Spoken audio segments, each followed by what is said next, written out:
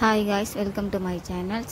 இப்போ நம்ம கிளாஸ்ல என்ன பார்க்க போறோம்னா ஆரிக்கு தேவையான மெட்டீரியல்ஸ் என்னன்னு பார்க்க போறோம். 1 மீட்டர் ஒயிட் கிளாத் பாப்லிங்ல எடுத்துக்கோங்க. அதுக்கப்புறம் 6 நீடில்,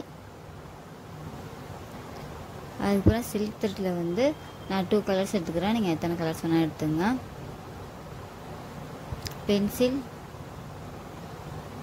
ஸ்கேல், அதுக்கப்புறம் வந்து ஸ்விங் மிஷினோட த்ரெட்டு, இது எல்லாமே பேசிக்ஸ் திங்ஸ். அதுக்கப்புறம் 6 ஸ்டாண்டு.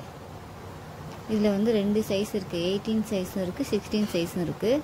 அதுக்கேற்ற மாதிரி ஃப்ரேமும் அதுவும் எடுத்துங்க, ஸ்டாண்டும் எடுத்துங்க. ஸோ ஃப்ரேமில் வந்து அந்த கீழே உள்ளதில் வந்து த்ரெட்டு நூல் சுற்றி வச்சுருக்கோம் பாருங்கள். அதே மாதிரி நீங்களும் சுற்றி டைட்டாக வச்சுக்கிட்டிங்கன்னா கிளாத்தை நீங்கள் செட் பண்ணும்போது வந்து டைட்டாக இருக்கும், லூஸ் கொடுக்காது அந்தளவுக்கு. அந்த ஓரத்தில் கிளியவும் கிளியாது. ஸோ இந்த மாதிரி த்ரெட் சுற்றி செட் பண்ணி வைங்க. தேங்க்யூ ஃபார் வாட்சிங். நெக்ஸ்ட் கிளாஸில் பார்க்கலாம்.